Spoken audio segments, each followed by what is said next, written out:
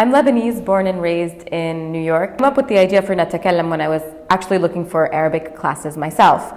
I had graduated from my master's, and this was after spending several years working in the Middle East and in Beirut as a journalist. This was also when the refugee crisis was really escalating. And so Lebanon, in addition to itself being a country that's been through civil war, hosts the highest density of refugees worldwide. So 1 out of 4 people today is a Syrian. And so that means that we have about 1.5 million Syrian refugees, displaced Syrians living in Lebanon. My name is Eva Rasho.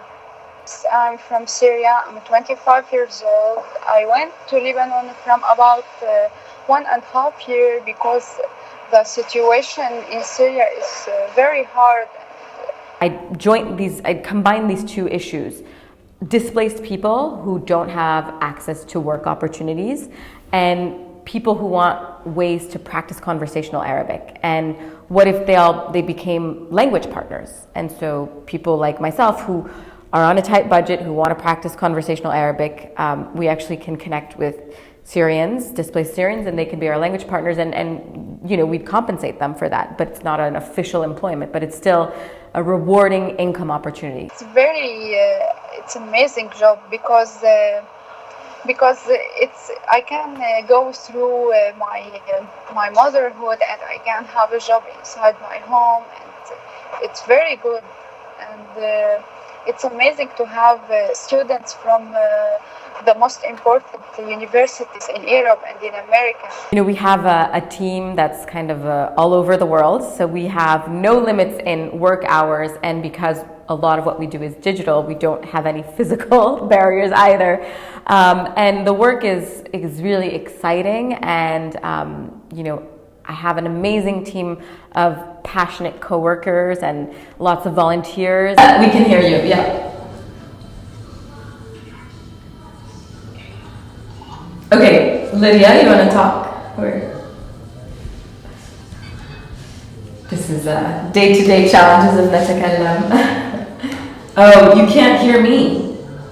That's weird. Gharib. Okay, I'm gonna refresh. Wait, now I can. Okay. You know, these are just little postcards that represent our Wednesday word of the day. So we just create these kind of fun visuals to, you know, help people learn and remember important words. So work or my job in NaTakallam, it adds more for my experience, a lot of things to my experience, and wherever I were in meeting or gathering with other people, I very proud because I'm a mother and a refugee, and I have already a job that is a serious job and very important job, and I know people from all around the world, and I have a big hope to this project NaTakallam to become bigger. One of the areas we really want to revolutionize, quote unquote, is the academic space and language learning and the language industry in general.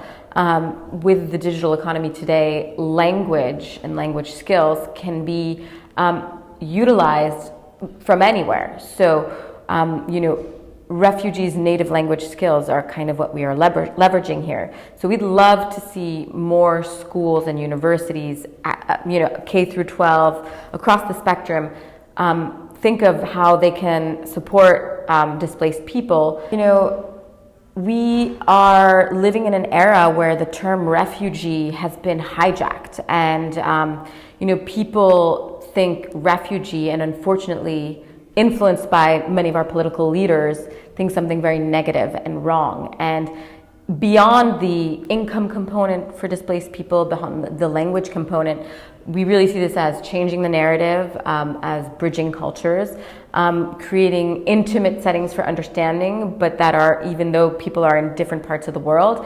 And that's something we really strongly feel is part of our mission and our goal. And it's really timely.